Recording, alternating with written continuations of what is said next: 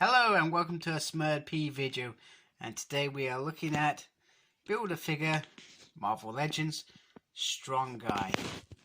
And I'm going to say he is really beautiful. Absolutely beautiful. This is spot on X Factor Strong Guy. Now Gildo, I probably liked him more in X Factor than the original X Factor, which he was, and then before that he was kind of dipping into various X-Men issues with usually around either saving Leela or being her bodyguard, or in that Dazzler Uncanny X-Men figure. Now, one thing that I was worried about is because the way the character is designed in general was that he was going to be too top heavy, and these little bitty legs, which are perfect by the way, we're not going to be able to support him, but they've done this in such a way that I'm not having any issues. This is a very solid, strong, no pun intended, Build-A-Figure. I'm not really seeing any issues at all. The paint job's really good. Okay, you can see inside there. That's probably just because I haven't pushed it in there enough, but I don't see it being a big deal. The head sculpt looks really nice. That's exactly the way that Gildo was. He was sometimes a comic relief character. Got that big X button going on there, which actually looks like the size of a small button because he's so big. And then you got a nice zip there, which I think is very groovy. So yeah, so good paint job.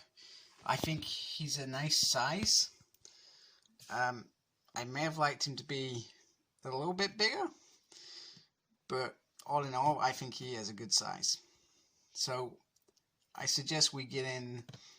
Suggesting to myself, by the way, we get in his X Factor colleagues. So here we have the X Factor team, which I feel is growing nicely. I say X Factor team, this is X Factor version 2.1. So not the original X Factor, the second one, but in the second one, they changed probably halfway through, if I remember rightly. You get Shard joining Mystique, Sabretooth, Random. So there is a change, and I think Forge ends up being in charge of the group. I don't think, in fact, Forge is in this part of the group. So let's just shift him out. So I think at the moment all we're missing is Rain.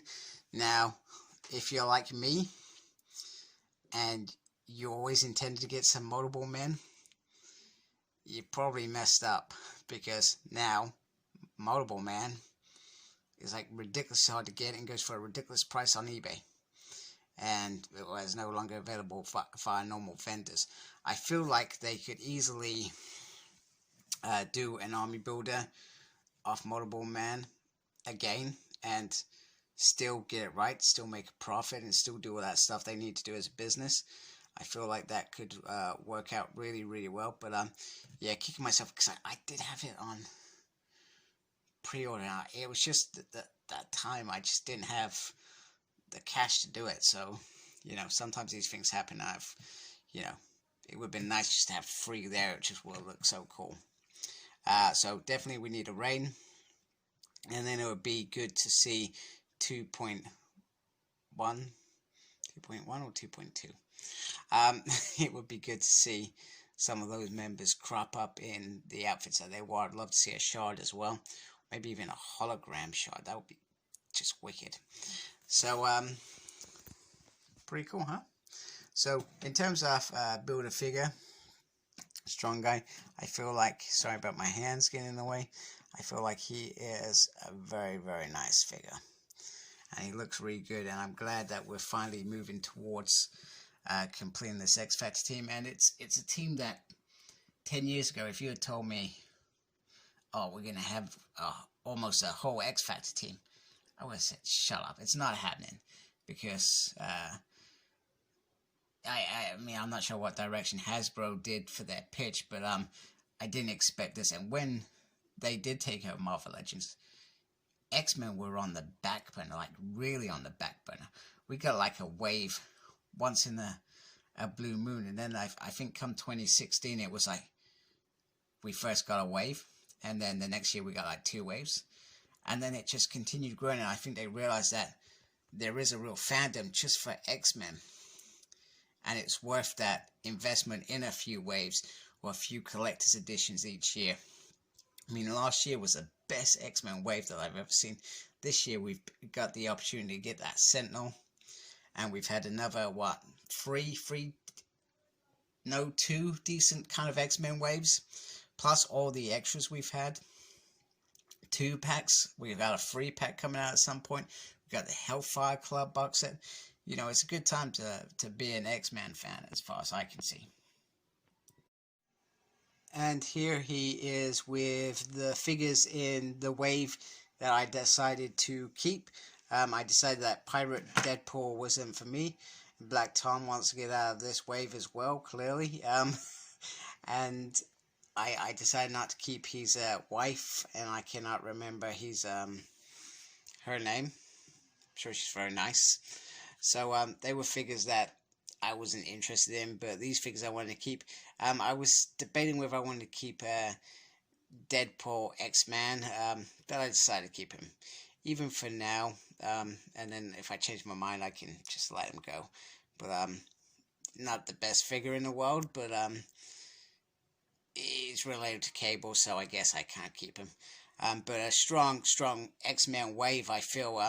I'm not even sure why it's called a Deadpool wave. In fact, I think a lot of fans, unless those die-hard Deadpool fans, would easily skip those 3 Deadpool figures and have them replaced with X-Men figures. But other than that, it's a strong wave in my mind. Apart from the Warpath missing his knives, I liked it. I liked it all. I got some figures, some great figures that I wanted. So very, very happy. So just to wrap it up, this is a really decent Build-A-Figure. You know, I got a bit of glue there. This is a really decent Build-A-Figure. And even if you're not interested in Deadpool stuff, there's still a decent amount of X-Men related figures in there for you to grab and add to your collection. And this is beautiful, absolutely beautiful. And that, you know, Hasbro have done a really good job here. Absolutely beautiful. So like, comment, subscribe. Follow me on Facebook. My page is SmurredP. Follow me on Twitter at SmurredP. No idea what I'm doing, tweeting and stuff. And as always, embrace the geekiness and take care. Goodbye.